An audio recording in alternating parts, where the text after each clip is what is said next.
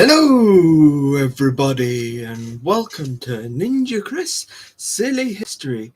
It's good to see you again this month and I hope you have all had a fabulous month. And the day I'm recording this, it's literally just about to change month and it's gonna be September in a few hours time since this recording. So welcome, and I hope you're all having a wonderful day, you've had a wonderful month.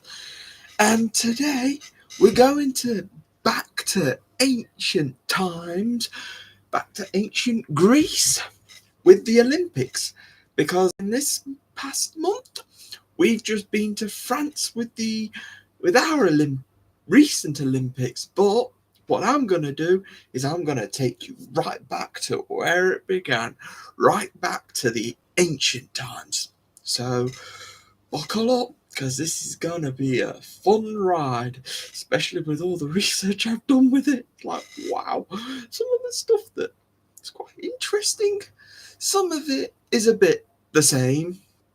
So, it's just older style, but it's all pretty good. So we're going to go back to 776 BC. So we're back in before Christ time, so that's a long way back.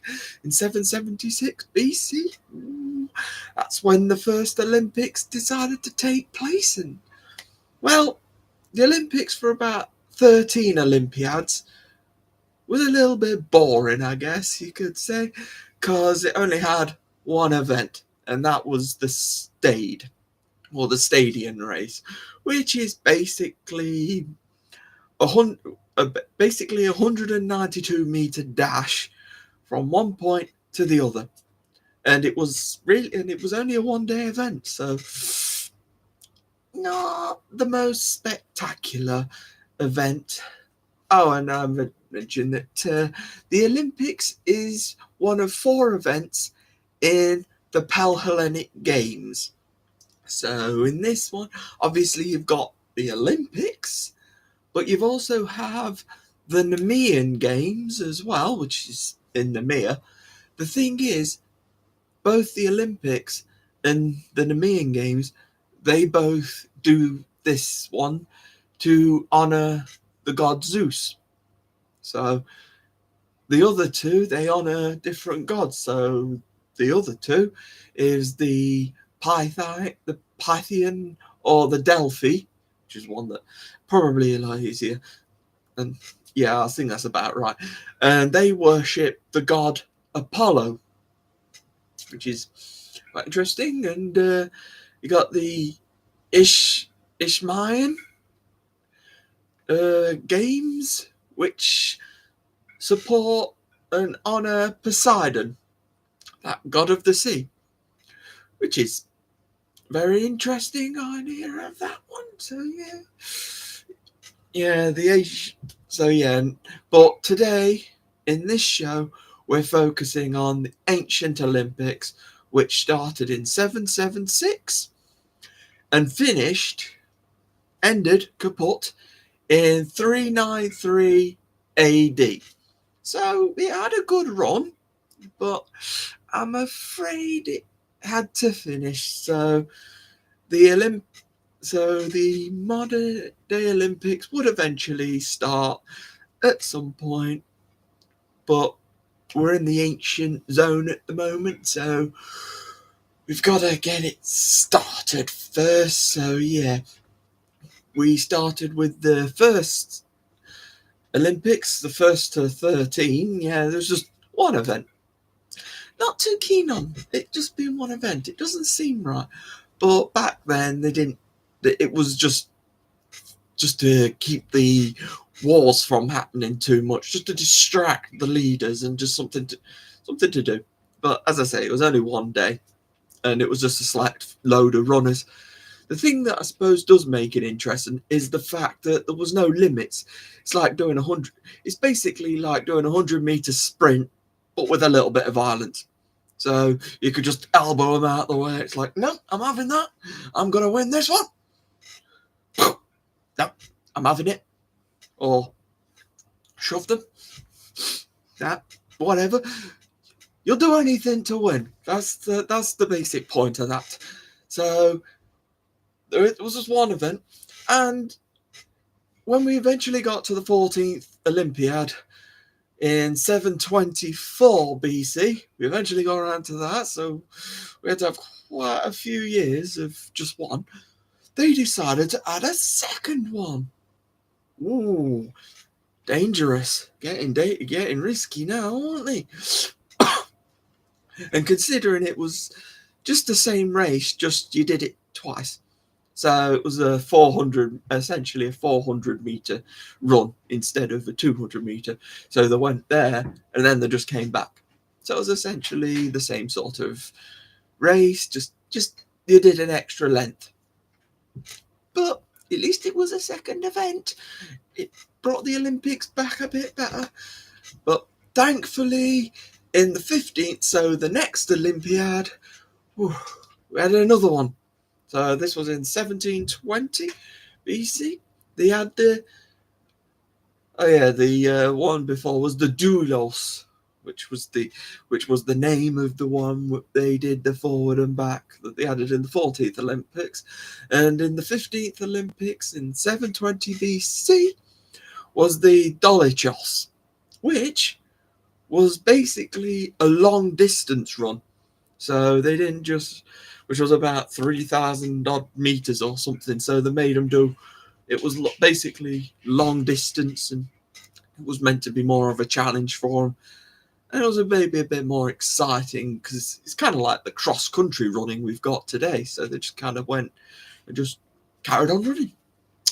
Obviously, they got to a finish line at some point, or they'd still be running right now, or there'd be corpses. So, yeah. Obviously, if they were still running now, then, well, they wouldn't still be running, would they? Ooh, no, silly me. No. And then after all of that, we eventually got round to 1708, where we finally added the ancient Olympics pentathlon, which is 5 events in one day. So this is when it started getting more exciting because we added more events in and we started doing a little bit more. So we added like a long jump in. So that was one of the events in the pentathlon. Added your long jump, but it's not like the long jump we have today, where we just run and just jump into a sandpit. Back then, they had these things called halters that they held on to, and they had to jump and see how hard they could jump. And these essentially weights, from what they look like dumbbells that we've got today. It's like trying to do a long jump holding a pair of dumbbells. I just imagine it being like that. But we're never actually sure how it exactly worked. Did they do a run and jump? Did they do a run up? Or was it standing and then they jumped? Yeah, they did that. But who knows? Who really knows back then? Can't ask them. But they did it, and some of them did it really well. And wondering if how they did it was the point system that they use today, or do they just wonder if they just added up how many times you won or how well they did. The point system might have been a little bit less advanced back then. They didn't have all that sort of stuff. They just pointed out who won, I guess. They had a load of judges, I think, in the Olympics, the Olympus judging booth. So they had to decide what was going on. They had to decide who was doing well. So the long jump, well, that was just one of the ones that they had. It was a bit different. So yeah, it's a bit different than it is today, but yeah, we'll go along with it. It worked. That's one of the ancient pentathlon. And then we've got another our favourite, which hasn't changed much, which is the discus. We still have that today, and it hasn't changed much. The way the discus is made, it was mostly of bronze or copper, or so back then it was kind of whatever they could get hold of and crush into a discus shape. But essentially, you just spun around and threw it as hard and as far as you can. So essentially, it's not really changed too much. Just the equipment looks a little different, less professionally made now. It's just get a piece of metal, slap it together, and then spin around and then fling it as hard as you can. That's the essential point. And I guess there was some sort of marker at the end who told us how far you'd thrown it, and then and that's what it was. So yeah, we got the discus, and another old favourite, the javelin. Again, pretty much the same, with whatever equipment. They made some sort of spear, and they ran up and chucked it as far and wide as they can.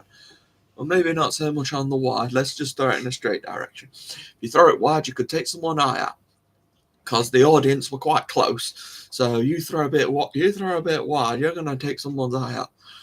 Though they probably found that entertainment back then anyway, because they did like to have a bit of a wrestle as well. And funnily enough, wrestling is part of the ancient pentathlon. They had to have a good fight. Wrestling back then, well, this version of wrestling was literally you just keep wrestling and wrestling and wrestling until they gill, or until you knock them out or something and they just can't bother to get back up again. Anyway, yeah, that was wrestling back then. Should wait until they get the next version of wrestling out, the pancration. That was freestyle hardcore. That one came into effect in 648. So that was like a mix of wrestling and boxing together. So yeah, that's the hardcore version. Boxing came in 668. So they'd already had boxing, so they had them all as separate. But then they decided, let's chuck them all together. Just have them. Literally, there was no rules in the pancration event. Literally, no rules. You could. Well, actually, hold on. There was one rule. At least one rule that I can remember. No eye gouging. Or something like no grabbing. But you could kick them in the You could kick them in the nads. But don't poke them in the eye. That's something that seems to confuse me a little bit. Do not poke them in the eye, but you can kick them in the nuggets. That's what it is back then in Greek Olympic times. Whatever. Who am I to argue with how the rules work? And yes, they do have rules, and they do have penalties for breaking those rules as well. So you got to be. This is the one that, like we have nowadays. We have a fine. They give you a fine. So that one's not too bad. But if you keep breaking the rules, they'll make you a statue, and they'll put it out in the Olympic area. So whenever they come back, they'll see that statue, and it'll have cheater written on it or something of that kind. So everybody will know that was you, and you're a cheating so-and-so. So they'll make you that. That's the sort of people that the leaders were in the Olympics. They are not afraid to say, this guy cheats. This is a loser. He feels like he has to do anything to win, but we're not going to let him. Which is good, which is fair enough, I suppose. In my eyes, I think that's a bit extreme, but if they cheat enough times, I suppose they deserve it. They deserve that sort of punishment. So yes, we've done the pentathlon and another. But I didn't do the sprint. They do the sprint. They do a 192-meter sprint. It's basically the stayed event that they did for 13 years to start off with. They do that, but the good thing is they do it with other events as well. So thankfully they brought in that pentathlon, because I've got a feeling people will probably get a little bored of just 1, 2, or 3 races. Oh, and by the way, there was something I forgot to mention that might have thrown everybody off, but this might change your views on the running. They did all their running races naked. They did it with no clothes on. Yeah, I know. There's just something that they decided to do. Apparently, it was something that they did to show their manliness or bravery and stuff. It was like, just run. But having your things swinging about, that's not going to do. That's not going to make you go much faster, surely. But they stripped off and weirdly enough, they anointed themselves with olive oil. So yes, so they stripped their clothes off and then tipped a load of oil over them. And yeah, and then, well, I guess that might stop the chafing. That might have been their That might have been their way of having lycra back then. We don't have lycra. Let's just strip off and cover ourselves in oil. Yes, well, that's a bit of a. I know that was a bit of a weird image to think about when it comes to the Olympics, but hey ho, I didn't make those rules. That's just how it was back then. How they wanted to show their bravery. I would have figured that there would be other ways to show that bravery, but okay, go on, feel free. The good thing about the Olympics is you did get something for winning as well. So yeah, it wasn't medals back then, I'm afraid. You didn't get a medal. You got olive leaves on your head. That was the olive leaf crown. That was it. It was considered back then. It was considered an honor to have that put on your head. So you got that put on your head. Oh, you're a legend. You are. You stripped naked. You covered yourself in olive oil. Now you've got an olive leaf crown on your head. Makes wonderful sense back then.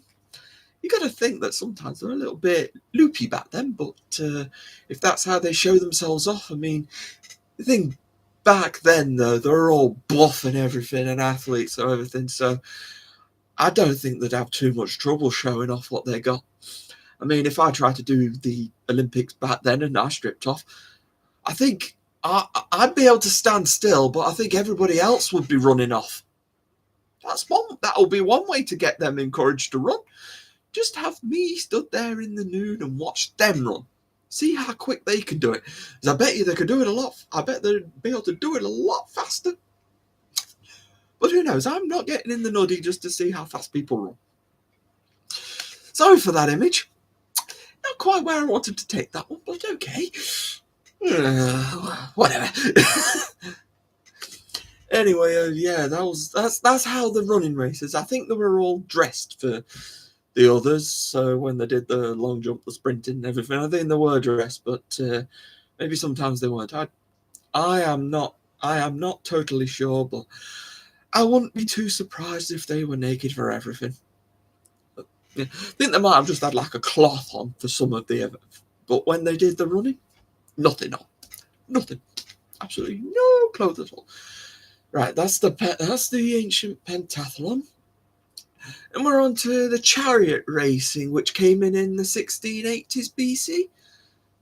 680s BC? 1680s? No.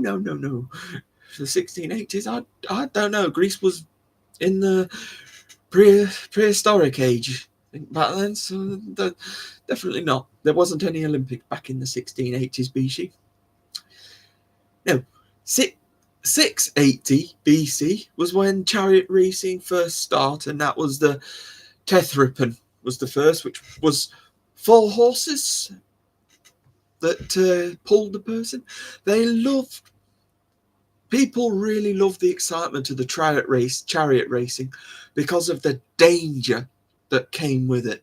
It was so dangerous of a sport because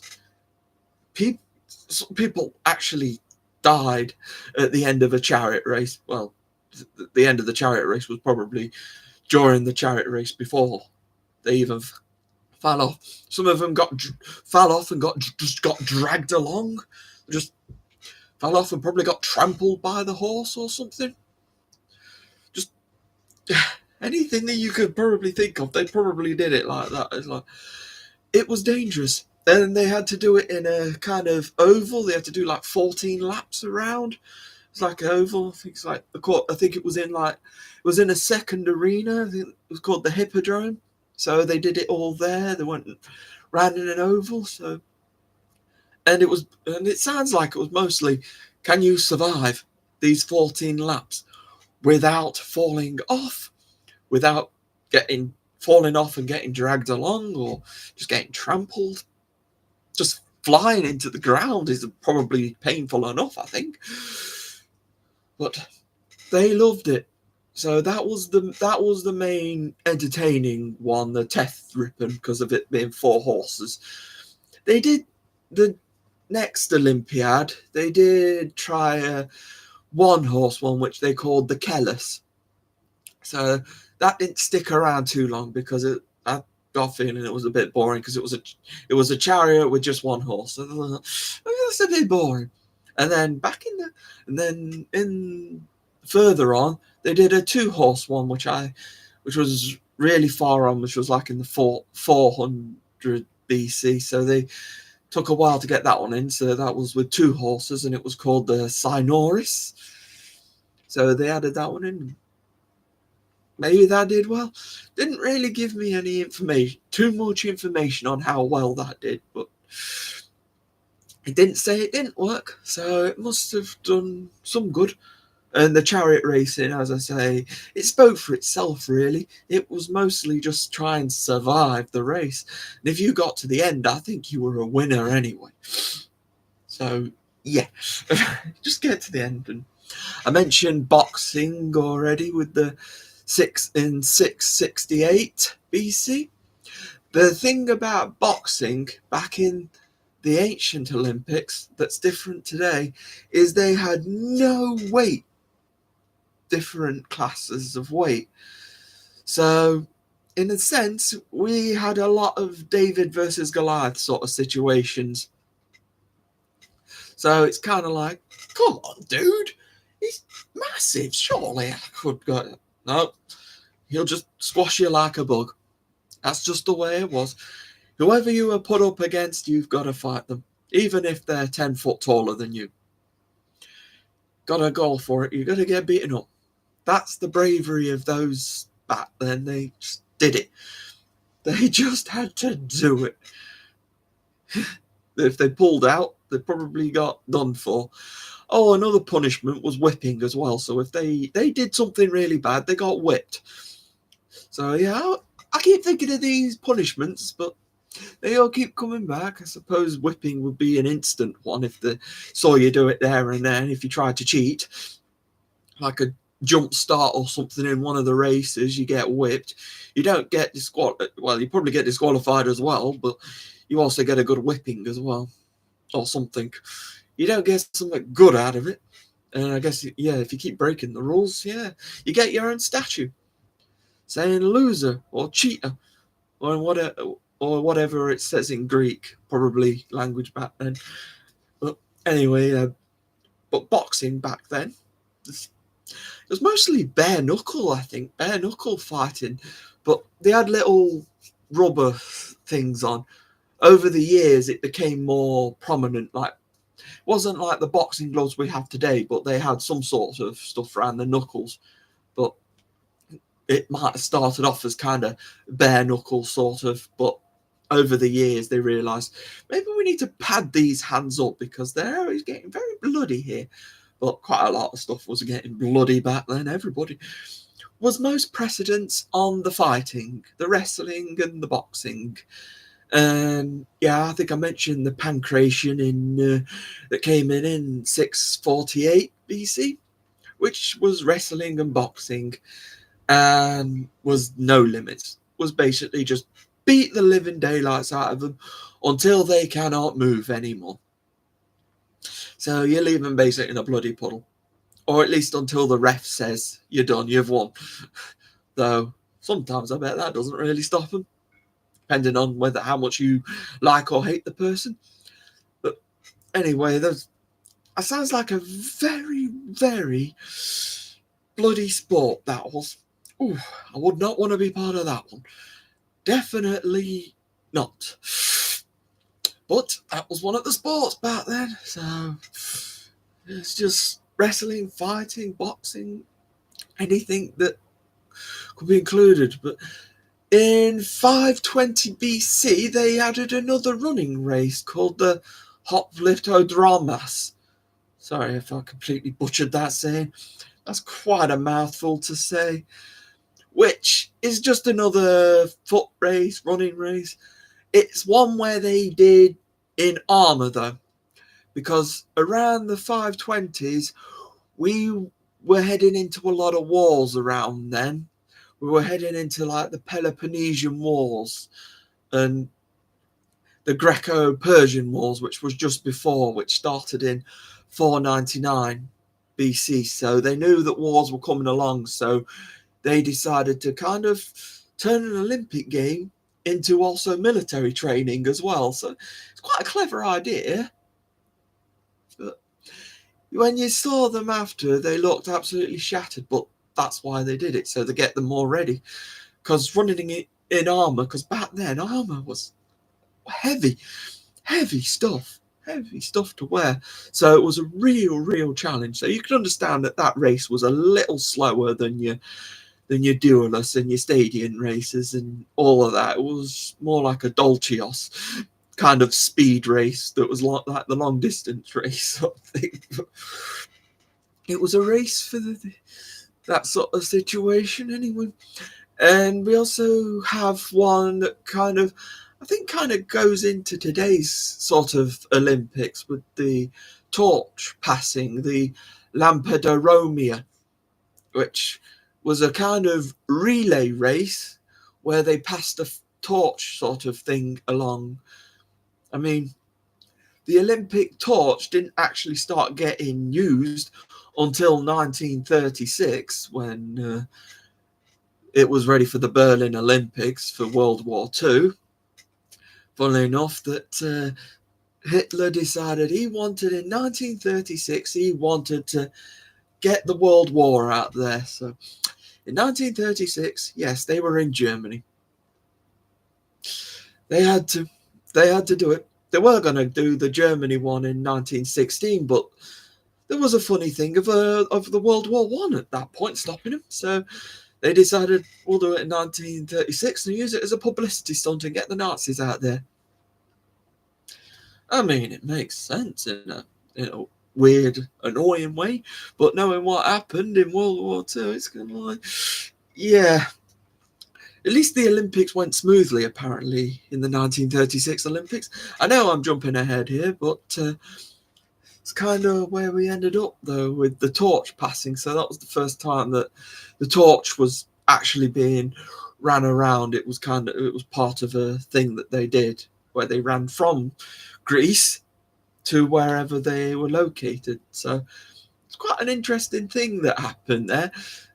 So the good things did come from Nazi Germany, if you dig hard enough. So yeah, okay, it might not have led to something so brilliant within the next 10 years, but something good came out of it. We got the Olympic relay.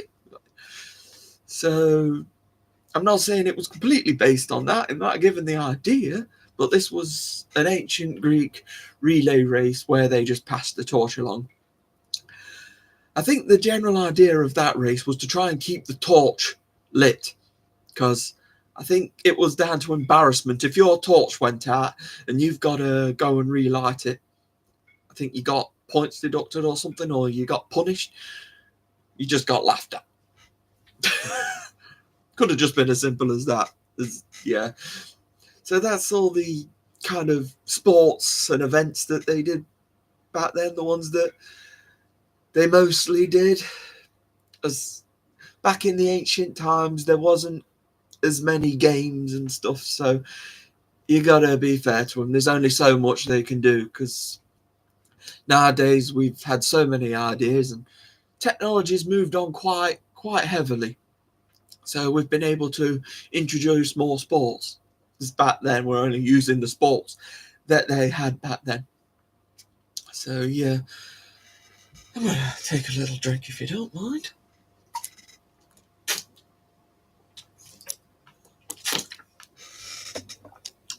Hope everyone's been alright anyway. Yep. Hi Anna, Mowley, MLG, it's good to see you. Oh, it's great to see you, Joanne. Lovely. you back. It feels like it's been ages since I've seen you around here. I'm glad to see you're all right. Glad to have you back here. You've got to remember to come back next month because we've got your topic on tartan next month. So anyway, yeah, Cecilia, hello. Been a while since I've seen you as well, but glad to have you all. I'm glad to have you all here.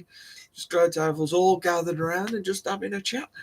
Because, well, I love the Olympics and I love my sport, so why not? Let's have a talk about the Olympics. And yeah, it was the Olympics this past month.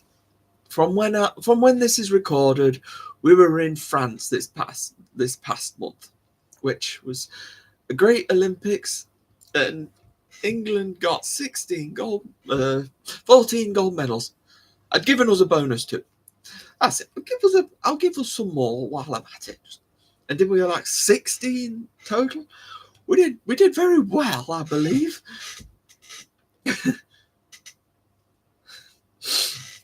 Oh man, it's warm here. Or is it because I've been getting really, really excited?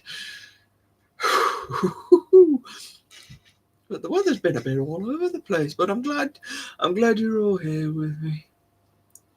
I'm very upbeat and I'm very excited. I love chatting with you guys. I love just enjoying chatting about topics and researching the topics and just chatting with you guys. It's amazing stuff that you can do here, and I just love it.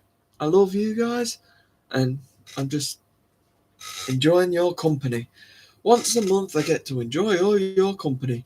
You get to suffer me rambling about a topic, but yet it's a specific topic. And yes, we're doing the Olympics, and I'm not quite finished yet because we were talking about the wars, because that's what happened.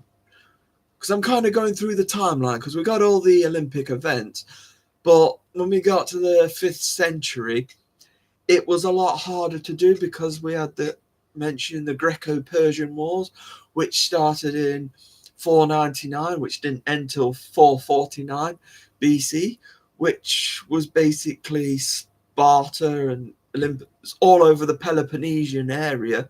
So, and with Olympia being one of the Peloponnesian countries, it was a bit difficult to do that. And then we had the Peloponnesian War in 431, which lasted until 404 BC. So that was actually between Olympia and the Spartans. And Athens, actually, I believe it was Athens were involved as well. So you can understand that Spartans weren't invited into the Olympics during that war. So yeah, they weren't quite invited. And I think that's fair enough. You don't invite somebody you're at war with, or that's a war's happening. So during them sort of times, you're a little bit, we'll still do the Olympics and we'll still do stuff, but we've got to be watching our backs as well. But the good thing about the Olympics is they all had some kind of mutual respect for each other. So when the Olympics were on, they had a kind of ceasefire situation. They all put a smile on and they all were friends. And they all had some friendly competition. But I guess once the friendly competition had done on that 4 years, they went back to fighting again. But it is what it is. So during all that time, there was a load of wars, and then we got to an imperial period where the Romans were like, we could have a bit of that. So in about 100 BC, we had the Romans, 100, 200 BC. So around that time, the Romans took hold, and Roman dictator Sulla stole the Olympics from Olympia. They robbed them of the Olympics.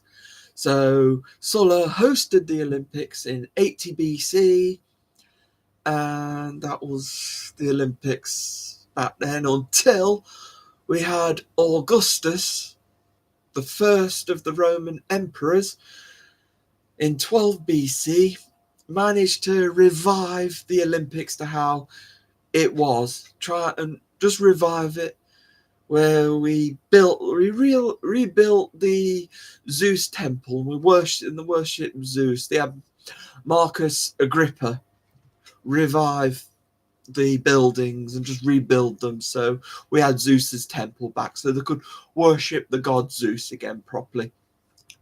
They also had Herod of Judea subsidize the Olympics, so they put some stuff in, give them a little bit of money or something. They made sure that the Olympics kept running, and yeah, I don't know what happened to the others in between, because Tiberius, Caligula, and Claudius weren't actually mentioned. It was Nero when the Olympics made a big impression again. They were meant to do it in 65 AD, but that was postponed because Nero wanted to do it all in 67 AD. He wanted to win all the chariot races because he was such a selfish. He wanted to win everything. But justice served, because he fell from his chariot and really badly injured himself.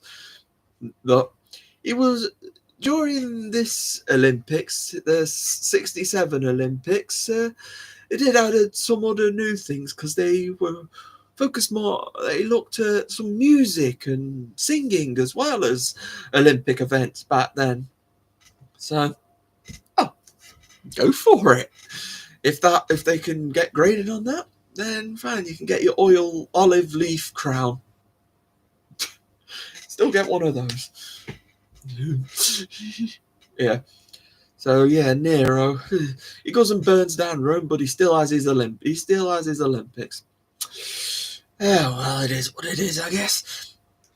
We went into a Renaissance period, which is around the 2nd century AD, where Hadrian and Antony Pius, which were two of the 5 good emperors, they basically oversaw the progress of the games, and they just helped it carry on, helped it go along, and kept it clean and everything.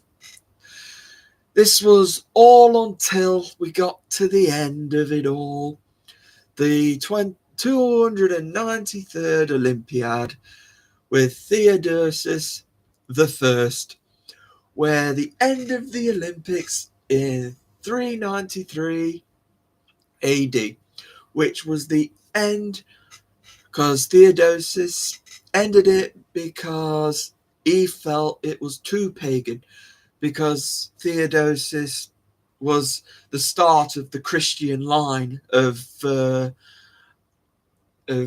emperors. So he ended the Olympics because, well, the Olympics was more idolatry, and it was really against the Christian nature. So it's kind of understandable that Theodosius would want that sort of thing out of his kingdom. So it's fair enough.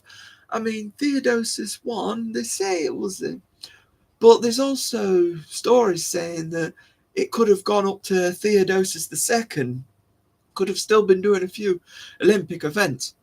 I'm not saying that they didn't do any sort of events after this, but they just weren't Olympic events. They still did sports and still did stuff where they competed with each other. It just wasn't the Olympics, the ancient Olympics.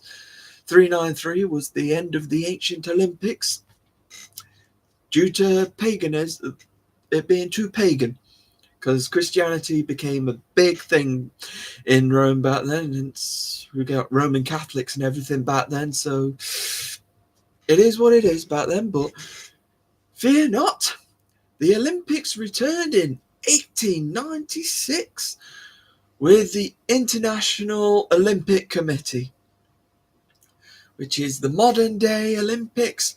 Thankfully, they came back and brought us some Olympic Games, and they started in Athens. The first Olympics back, they did Athens. No, Athens actually stands for in remembrance of the goddess Athena. That's something I found out. I thought was fairly interesting to myself. Some of you smarty pants out there probably already knew that, but I thought it was quite interesting. See, the joys of doing the research, it's stuff for me as well, and I love to learn the stuff, and I love to share it with you guys. I just love it. I just love sharing. So the Olympics came back and it went all modern. The big difference is with the ancient and the modern Olympics is the ancient Olympics, they were all in one place. They were all in Olympia, all in that one location. With the modern day Olympics, well, we traveled the world. They just went wherever they got contracted to, wherever they could get set up, which was the great thing about the Olympics. Yeah. I'm sure you are looking forward to that, Joanne. You want your show, but I'm still doing this one. Let's not rush the thing. You're all jumping the gun to next month now. Good. I wanted to ask this question. What is your favourite Olympic event? Which one would you choose? What is your favourite part of the Olympics? And I mean, you can go to the Winter Olympics if you want, because they started in 1924. They haven't been going as long as the Summer Olympics, so I'm kind of a bit slower with the Winter Olympics because the Winter Games are a lot more recent to everything else. But you can choose from both if you want. I'm just curious, which one's your favourite? Which one would you like to choose? Because I know I enjoy seeing the athletics events. I'll admit, because there's so many. I just enjoy seeing the different events, seeing all them sport, and just whether it's running around the track or personally, when I was at school, I used to do the shot put. It was a bit of a lazy option. Get a huge cannonball and just lob it. And then just say, that's what I did at sports day. I've done my bit. Now let's just watch all the ones who can run. I was never great. I'll be honest, never really great at sports. Unless it's a slow sport, because that's why I like to play pool and cue sports, stuff like that. Stuff that requires strategic thinking. So it works. There's loads of stuff that you wouldn't expect to be sports nowadays. Because there was one of the new ones that they did was breakdancing, and I mean, fine. It does take skill, and that was a new one for this year.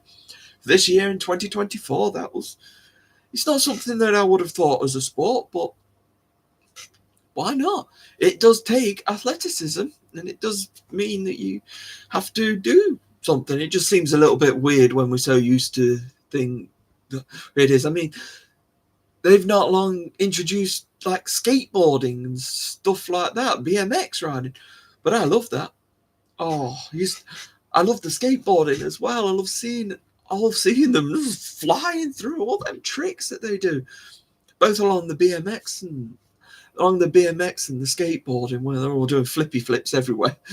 Flippy flips. I'm sorry, that's me. I'm talking like a little child. Oh, they did flippy flips. Yes. Oh, MLG, I'm sorry. I'll see you next time, I'm sure. It's always good to have you here for however long.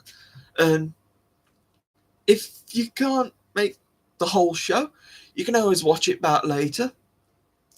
I have no problem with you doing that. I'm still going to have fun, and my show is more watch back friendly now, and I'm giving you all this information. I hope you're all learning a little bit more about the Olympics than you did when you first started watching. I'm hoping to give you a little bit of help with that. So yeah, I mentioned the Winter Games. Yeah, they started in 1924 in Chamonix. That's French. And the last Winter Olympics from when I'm talking now, was Beijing 2022. So from 1924 to 2022. 1922? What am I on? Oh, man. 2022. Hey, forgive me. I can't have a slip every now and then. So yeah, the Winter Olympics are really cool. I love the skiing. I love the ski jumping in the Winter Olympics. I love seeing that. It's just really good. I love the snowboarding as well, because I essentially see that as like the skateboarding of the snow. It has boarding at the end of it. So I love the extreme stuff that they do because it's so impressive how they do stuff. All this stuff in the Winter Olympics and everything. They've also got other Olympics as well. They've not long brought in the Youth Olympics. They did the summer.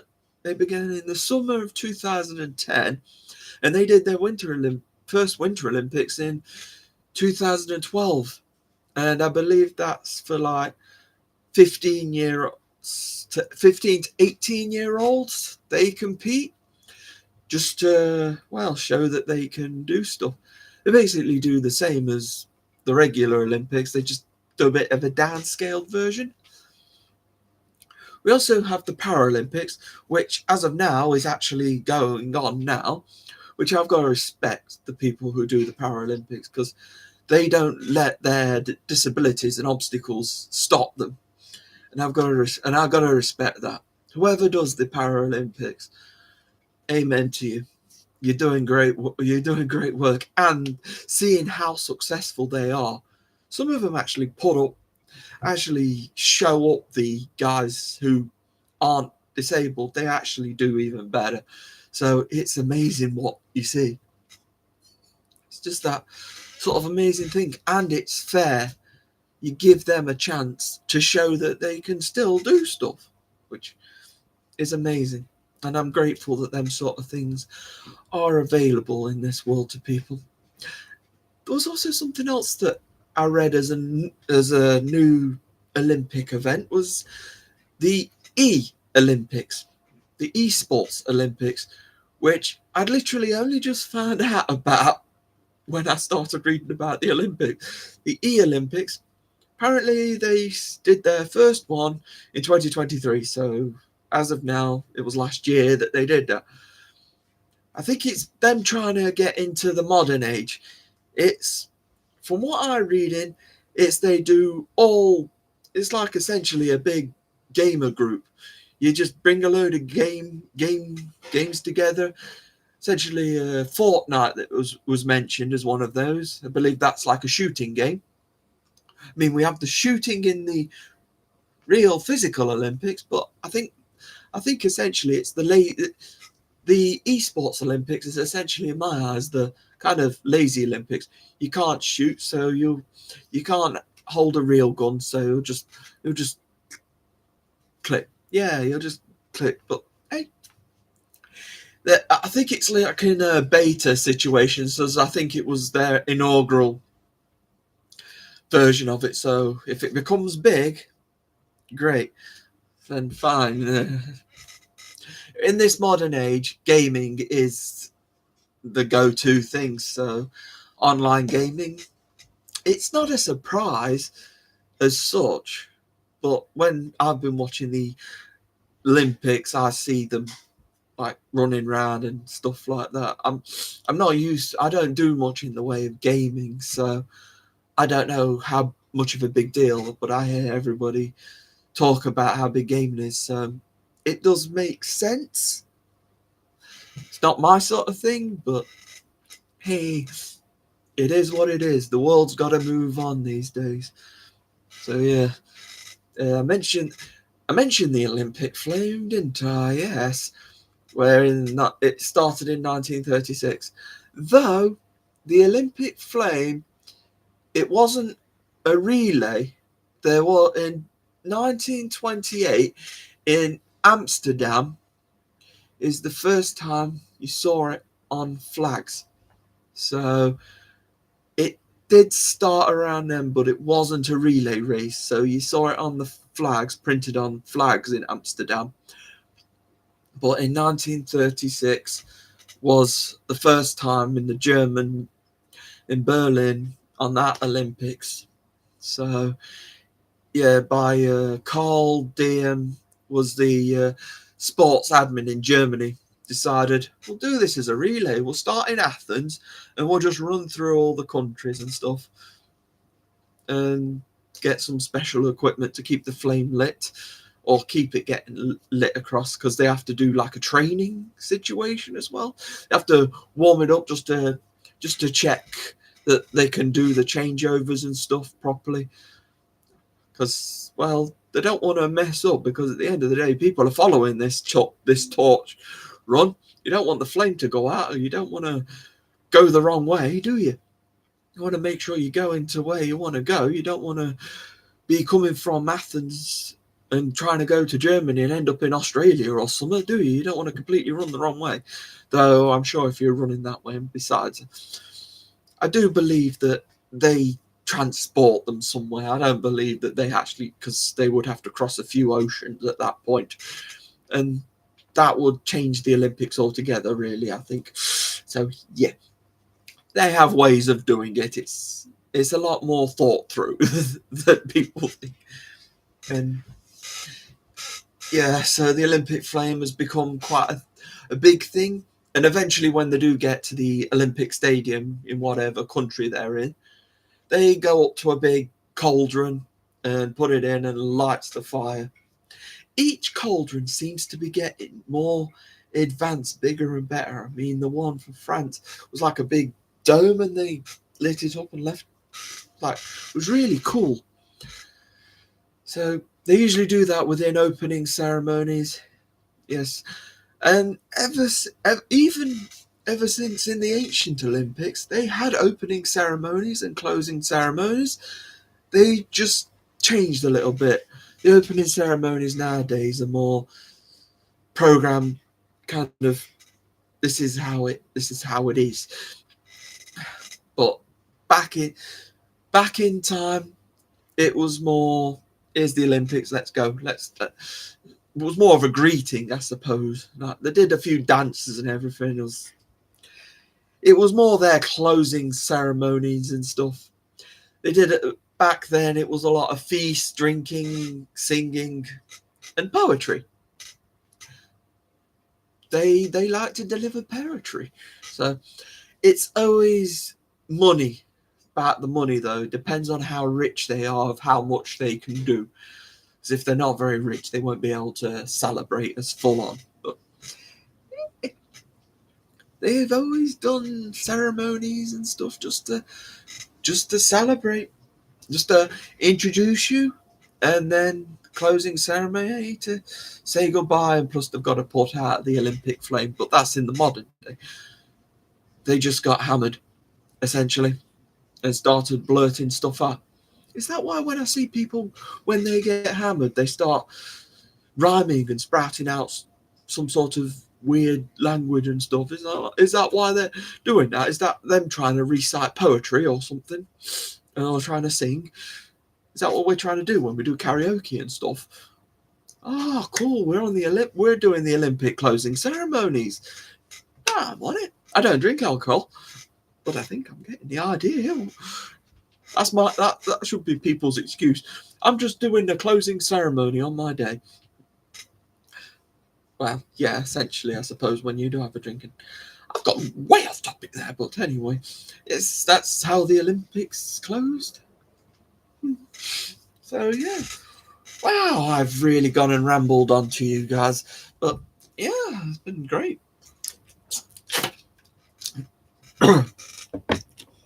So yeah, if you've given me your Olympic sport, and I'm sorry I didn't see it, if I don't see any of your messages, you could just keep saying it, and eventually I will try and read your messages. But I've really gotten into doing all the chatting today and everything, and I've had a lot of information to give out. So, well, I've given it out. So, yeah. Yes, Joe, I'm poetry. Yes, well, back then, amazingly enough, back then in Greek times, there were quite good poets. When you've got the emperors, the leaders, and everything, they all like to write poetry and everything. I mean, I suppose that was their version of social media. They wrote poetry to each other, and that's how they communicated, essentially. Communicated through song and poetry. That's just how it was. I mean, they didn't have all that technical equipment. And I'm glad that they managed to hold an Olympics back then. It's all great. Back in 776 BC. right back then when they started the Olympic with just one event. Just one. That's amazing. When are the, like, why? But okay, I suppose they've got to start somewhere though.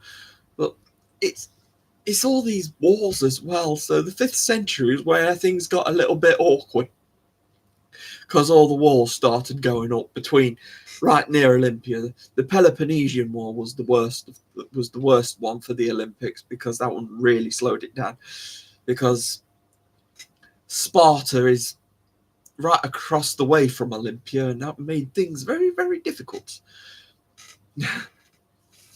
So anyway, yes, the Olympics are doing great still. I'm still enjoying seeing the events. They've all been upgraded a bit, but the Olympics is still going strong. Okay, the 2021 in Tokyo, that was under pandemic, so that wasn't as great. But because it was so different this time around, because, well, we had a crowd, we had people to cheering them on. They did their best during COVID. I mean, they didn't want to miss out on the Olympics, because it's tradition, and they don't want to miss out on an Olympics. They didn't want to let COVID stop them. Yes, they all had to wear masks and stuff, but they managed to do the Olympics still. They managed to do it, which is amazing. They still want to do it. They still want to keep it going.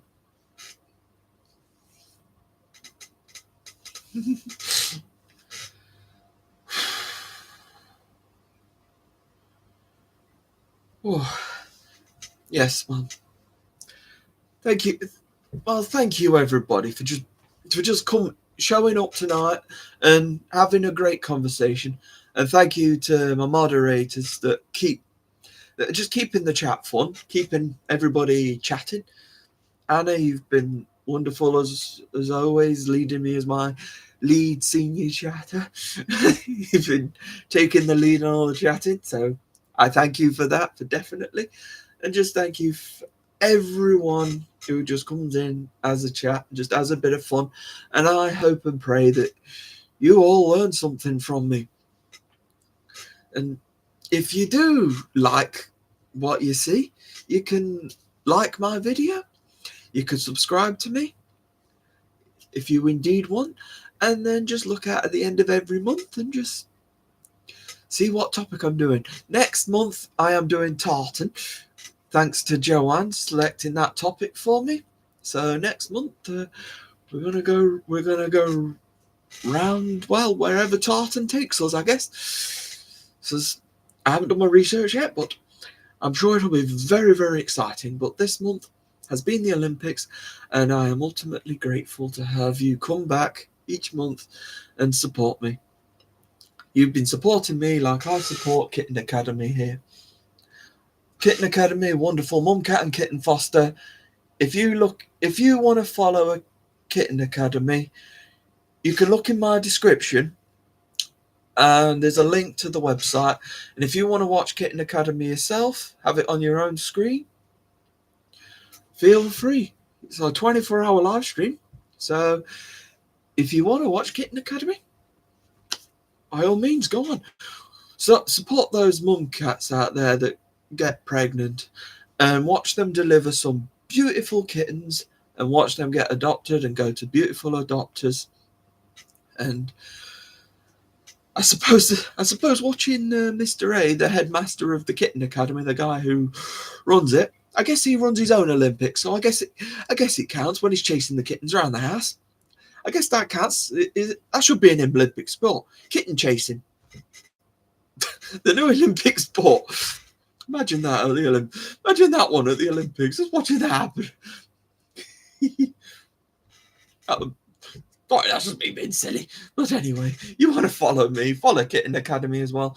There's a load of links in the description. You can follow me, follow Kitten Academy on Patreon, and I've got my own Patreon as well if you want to help me out. Just help me improve. Just keep the channel improving over and over again. Just keep me going. There's every little helps. Help a kitten, help me deliver you more history.